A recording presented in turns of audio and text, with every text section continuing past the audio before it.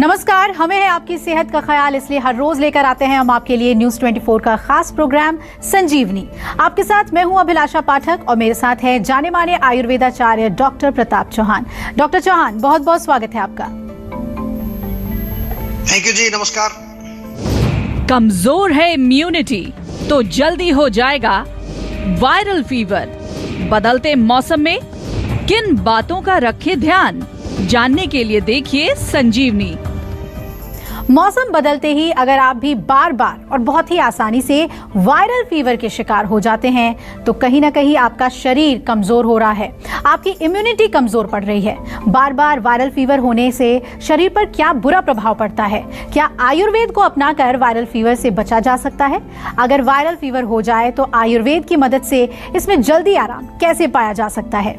आइए जानते हैं आज यही डॉक्टर चौहान से। डॉक्टर चौहान, कुछ लोगों को मौसम बदलते ही बहुत जल्द ही वायरल फीवर हो जाता है, ऐसा क्यों? देखिए, बहुत अच्छा विषय है क्योंकि वायरल फीवर बहुत तेजी से फैल रहा है आजकल, और जब भी मौसम बदलता है तभी हम देखते हैं कि वायरल फीवर बहुत तेजी से फैलता है। तो थोड़ा ध्यान से सुनेंगे तो आज मैं बताने वाला हूं कि कैसे आप इस रोग से बच भी सकते हैं और इसका आयुर्वेदिक इलाज भी आप कैसे कर सकते हैं। जब भी मौसम बदलता है, चेंज ऑफ सीजन जब होता है, जिसको हम आयुर्वेद में ऋतु संधि के नाम से कहते हैं, उस समय दो तीन चीजें आपको समझनी है। एक, हमारी अग्नि कमजोर हो जाती है, जो पाचक अग्नि है। तो अगर हम खाना पीना थोड़ा लाइट नहीं करेंगे तो वो पचेगा नहीं, आम बनेगा, और आम जो है वो अनेक प्रकार के माइक्रोब्स को ब्रीड करने का एक स्थान है हमारे शरीर में। दूसरा जो है, जब चेंज ऑफ सीजन होता है, हम एक फेज से दूसरे फेज में जो है ट्रांजिशन में है हम एक तरह से, उस समय हमारी इम्यूनिटी पावर जो होती है, रोगों से लड़ने की शक्ति, वो थोड़ी कमजोर होती है, अनस्टेबल होती है, ऐसा कह सकते हैं। तो ये दो कारण मुख्य रूप से हैं। और चेंज ऑफ सीजन में कुछ वायरस वगैरह भी बड़े एक्टिव हो जाते हैं बारिश के मौसम में, बारिश के बाद जब ठंड पड़नी शुरू होती है, तो ये भी एक कारण है। और आपने देखा होगा कि ऐसे में ऐसा नहीं कि सभी लोग बीमार होते हैं, कुछ लोग बिल्कुल स्वस्थ रहते हैं, कई बार सारे घर वाले होते हैं, एक आदमी उनमें बीमार नहीं होता, क्योंकि वो व्यक्ति कहीं ना कहीं आप देखेंगे वो आयुर्वेद से जुड़ा हुआ है, वो अपनी इम्यूनिटी का ध्यान रखता है, अपनी पाचक अग्नि का ध्यान रखता है, अपने खान पान, अपने जीवन शैली को वो ठीक रखता है। बचे तेल का बार बार कुकिंग में इस्तेमाल कैसे हो सकता है खतरनाक, बताएंगे आज आपको संजीवनी टिप्स में डॉक्टर चौहान। लेकिन अब से थोड़ी देर के बाद देखते रहिए संजीवनी। डॉक्टर चौहान, वायरल फीवर के लक्षण कैसे पहचानें, क्योंकि आजकल ज्यादातर फीवर के जो सिम्टम्स होते हैं वो एक जैसे ही होते हैं। जी देखिए, बिल्कुल बहुत अच्छा प्रश्न आपने ये भी पूछा है, क्योंकि सभी जो है फीवर होते हैं अलग अलग टाइप के, उसमें लक्षण काफी कॉमन लक्षण मिलते हैं उसमें।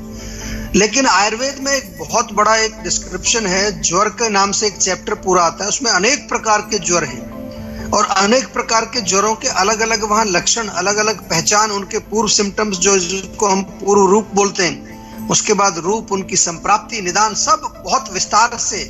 इसीलिए मैं आपको कह रहा हूं कि ये जितने भी बुखार होते हैं आपको, चाहे वायरल फीवर है, डेंगू है, मलेरिया है, कुछ भी आज को सीजनल आपको कुछ होता है, तो आप आयुर्वेद में आइए। दुनिया भर के लोग आजकल आयुर्वेद में आ रहे हैं और वो ठीक हो रहे हैं बिल्कुल। तो लक्षणों की अगर बात करें तो आयुर्वेद में लिखा है कि जो ये बुखार के जो लक्षण होते हैं, उसमें तेज बुखार होता है, शरीर में दर्द होता है, सिर में दर्द होता है, भूख कम लगने लगती है, मांसपेशियां जो हैं उनमें थोड़ा सा जो है पेन होता है, पसीना कई बार आता है, और कभी कभार ठंड के साथ बुखार चढ़ता है, ये भी आपको ध्यान रखना है। साथ में थकान, कमजोरी या चक्कर आना, ये लक्षण भी इसमें देखने को मिलते हैं। कुछ लोगों को साथ में जुकाम, खांसी या गले में खराश, इस तरह के लक्षण भी देखने को मिलते हैं। यदि आपको भी ऐसे कोई भी लक्षण है तो बिल्कुल देर नहीं करनी है आपको। बिल्कुल आयुर्वेद में, इसलिए मैं आपको बार बार कह रहा हूं कि आयुर्वेदिक दवाइयां आज हमने ये देख लिया है, बाकायदा हमारे पास एविडेंस है इस चीज का।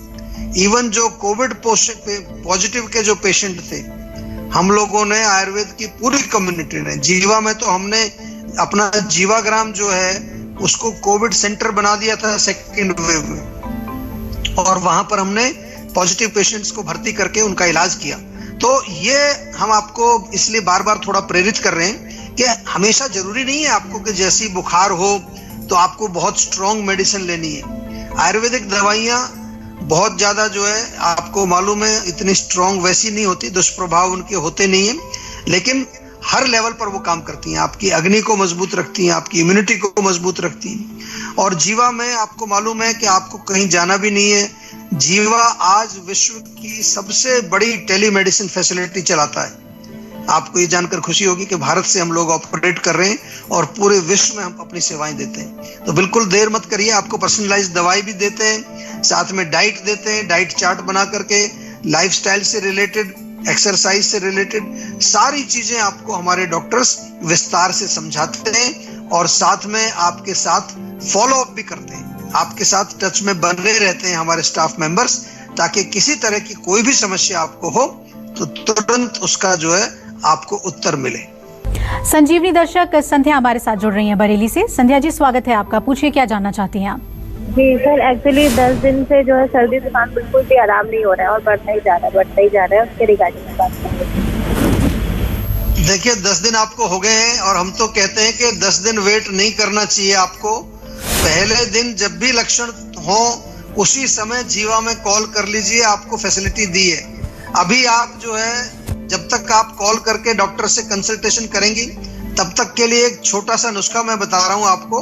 सर्दी जुकाम के लिए बहुत अच्छा नुस्खा है। आपके किचन में जो है सौंठ का पाउडर होगा, काली मिर्च का पाउडर होगा, दालचीनी का पाउडर और हल्दी का पाउडर। 4 चीजें लेनी है, सौंठ, काली मिर्च, दालचीनी और हल्दी। और ये चारों चीजों को बराबर बराबर मात्रा में लेकर के मिक्स करके और उनको एक चूर्ण बना लीजिए। और इस चूर्ण में से एक छोटी चम्मच, जिसको टीस्पून बोलते हैं, वो सुबह और शाम 2 टाइम उसको शहद में मिला के चाट लेंगे। और कोई ठंडी चीज नहीं लेनी है, कोई तली चीज नहीं लेनी, मिठाई बंद कर दीजिए।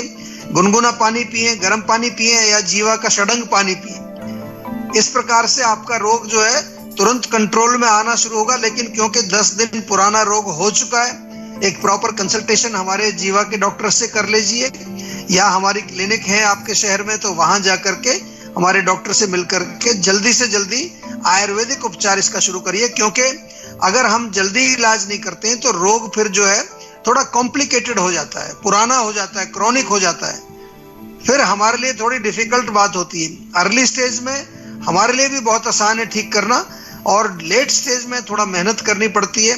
ठीक फिर भी करते हैं हम, लेकिन उसमें थोड़ी मेहनत ज्यादा होती है। आपके लिए भी मेहनत होती है, हमारे लिए भी होती है। डॉक्टर चौहान, वायरल फीवर हो जाने पर आयुर्वेद अपनाने से कितना आराम मिल सकता है? वायरल फीवर होने पर किन चीजों का सेवन करें और किन चीजों से बिल्कुल बचें? देखिए, जैसे मैंने कहा कि वायरल फीवर आयुर्वेद से बिल्कुल ठीक हो सकता है, कोई ऐसी बात नहीं। और अब तो जब से हमने अपना ये शो शुरू किया है संजीवनी, या और दूसरे हमारे जो हमने अभियान शुरू किए हैं लोगों को मोटिवेट करने के लिए, हमारा एक प्रोग्राम चलता है आयुर्वेद फर्स्ट। यानी कि अगर कोई भी बीमारी आपको हो, सबसे पहले आप आयुर्वेद में आइए, कहीं जाने की जरूरत नहीं है। क्योंकि आयुर्वेद भी एक मेडिकल साइंस है, बहुत प्राचीन मेडिकल साइंस है। और केवल वायरल फीवर ही नहीं, चाहे किसी तरह के आपको सीजनल कोई एलर्जी हो या किसी और तरह का भी फीवर जो चलते हैं आजकल, तो जीवा में इसका इफेक्टिव ट्रीटमेंट। और आपको जानकर खुशी होगी, कई बार तो पेशेंट 2-3 दिन में ही पूर्ण रूप से स्वस्थ हो जाता है। नहीं तो आमतौर पे आप जब जाते हैं हॉस्पिटल में डॉक्टर के पास, तो आपको 5 दिन या 7 दिन का कोर्स लेने को बोला जाता है। और वो दवाइयां आपको मालूम है काफी सारा पेट में खराबी, गर्मी हो जाती है उनसे। और सबसे इंपॉर्टेंट चीज है कि आयुर्वेद क्विक भी है, जल्दी इलाज भी करता है, और आयुर्वेद के साइड इफेक्ट कोई नहीं है। लेकिन एक चीज यहाँ आपको ध्यान रखनी है कि जब भी आप जो है दवाई लेंगे, वो आयुर्वेदिक चिकित्सक से बातचीत करने के पश्चात पर्सनलाइज्ड दवाई लेंगे। ओवर द काउंटर ऐसी कोई गोली वोली मत लीजिए, चाहे वो बेशक आयुर्वेदिक भी हो। क्योंकि अगर 3 पेशेंट हमारे पास आ रहे हैं वायरल फीवर के, तो तीनों को एक ही दवाई नहीं दी जाती।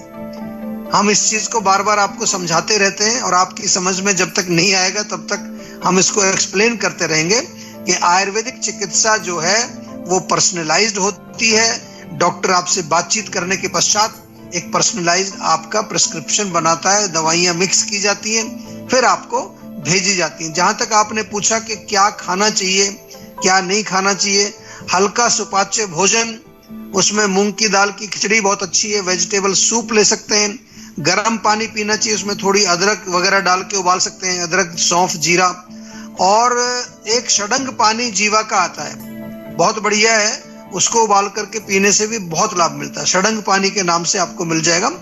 और रेस्ट करना चाहिए, बहुत ज्यादा एक्सर्शन नहीं करें। कई बार एक्सर्शन करने से भी बुखार दोबारा वापस आ जाता है। एक्सरसाइज वगैरह थोड़ा अवॉइड करें। और बुखार ठीक होने के बाद भी नॉर्मल डाइट पर आपको धीरे धीरे आना है। और आयुर्वेद में तो हम आपको रोग जब ठीक हो जाता है उसके पश्चात भी आपकी रिकवरी फेज में हम आपको अच्छे रसायन औषधि खिलाते हैं, ताकि जल्दी से जल्दी आप अपने नॉर्मल लाइफ में वापस आ जाएं। नहीं तो बहुत सारी प्रॉब्लम्स आजकल हो रही हैं। पोस्ट कोविड में भी आपने देखा होगा, अभी तक भी लोगों को बहुत प्रॉब्लम्स चल रही हैं। इसलिए आयुर्वेद सेफ भी है और फास्ट भी है। और चलिए अब बारी आती है आज की संजीवनी की। डॉक्टर चौहान, अगर वायरल फीवर होने का एक बड़ा कारण कमजोर इम्यूनिटी है, तो जीवा से जुड़कर इम्यूनिटी को कैसे बूस्ट किया जा सकता है? देखिए, बिल्कुल किया जा सकता है, क्योंकि आयुर्वेद में जो इम्यूनिटी का कॉन्सेप्ट है बहुत सुंदर है, बहुत अच्छा है।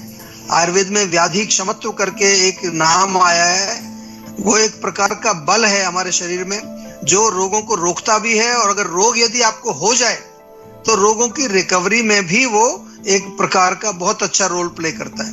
और केवल ये नहीं कि कोई आपको केवल एक टैबलेट ही हम देते हैं, बहुत सारी चीजें हम बताते हैं। जब इम्यूनिटी की बात करते हैं, हमारे यहाँ पर 3 तरह के जो है बल है शरीर में। शारीरिक बल है, मानसिक बल है और आत्मिक बल है। ये तीनों ही मिलकर के व्याधि क्षमत्व को बनाते हैं।